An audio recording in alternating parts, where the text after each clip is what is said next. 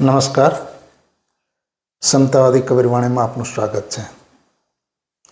कबीर साहब ने एक सुंदर दोहरो है, चिंता ऐसी डाकिनी, चिंता ऐसी डाकिनी काट कलेजा खाए, वैद बिचारा क्या करे, वैद बिचारा क्या करे, कहाँ तक दवा लगाए।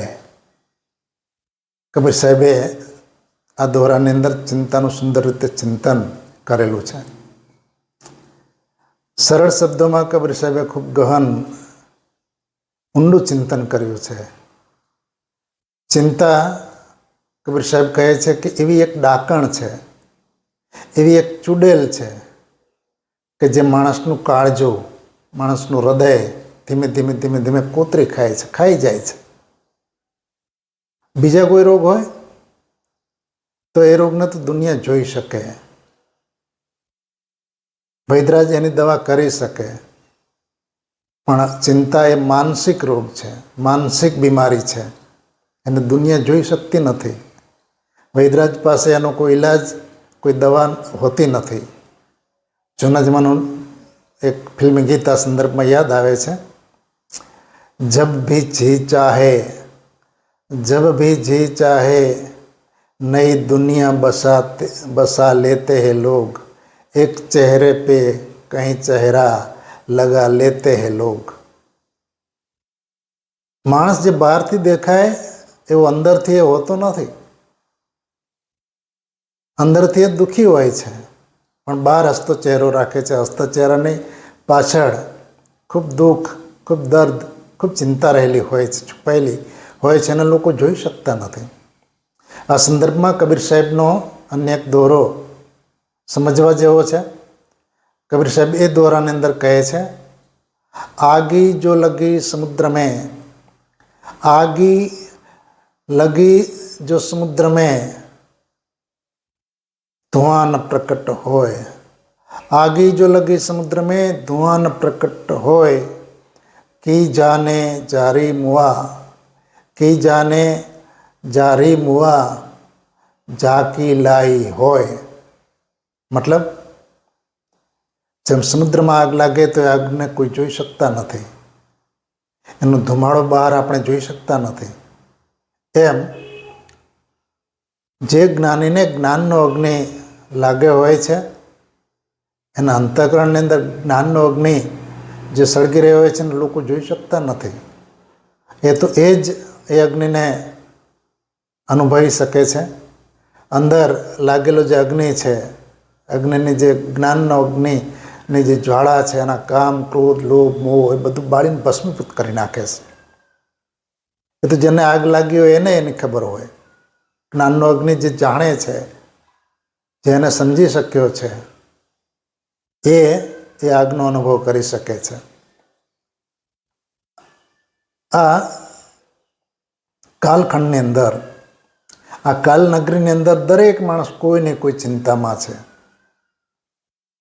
कोईने धननी चिंता है,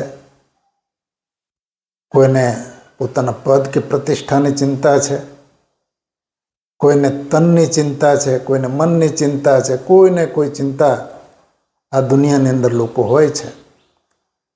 अलबत्त जे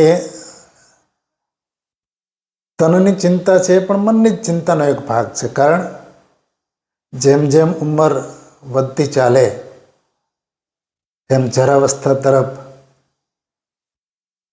प्रयाण शरीर करे छे, वृद्धावस्था ने पहुँचे पामे छे, एटले वृद्धत्वनी चिंता पण घणी थती होय, पण आखरे तो ए मननी ज चिंता छे।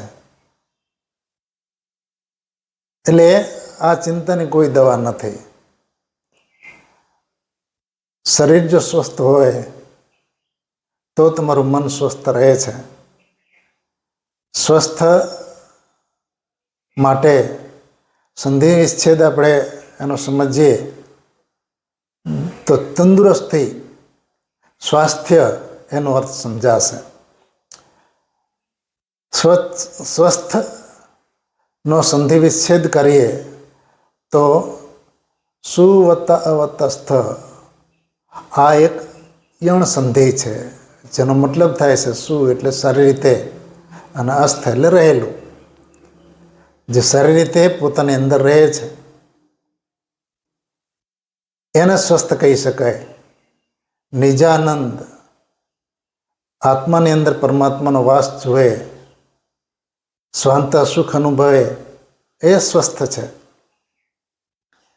એટલે શરીર સ્વસ્થ હોય તો મન સ્વસ્થ રહે છે, અને મન સ્વસ્થ કે તંદુરસ્ત હોય તો આપણે આનંદ, નિજાનંદની પ્રાપ્તિ કરી શકીએ, સ્વાંત સુખનો અનુભવ કરી શકીએ. કાલિદાસનો એક શ્લોક છે, એ શ્લોકની અંદર કાલિદાસે આ જ વાત કરી છે, શરીરમ આદ્યમ ખલુ ધર્મ સાધનમ.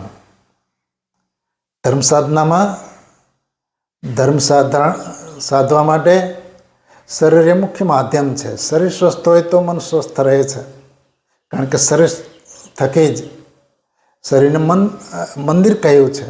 એ મંદિરની અંદર આત્માનો વાસ છે.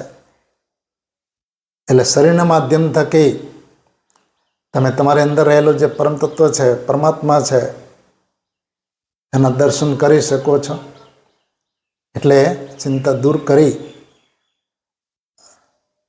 અને માત્ર ને માત્ર તમે પ્રભુ સ્મરણ, સાહેબની બંદગી કરો, બધી ચિંતા એના ઉપર છોડી દો અને એકમાત્ર પરમેશ્વરમાં જ તમારું મન લગાડી દો.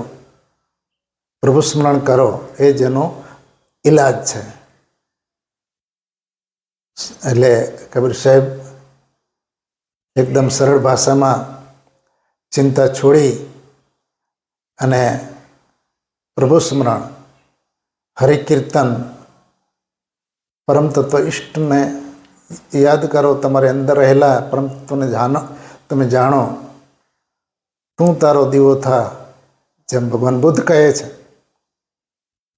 એમ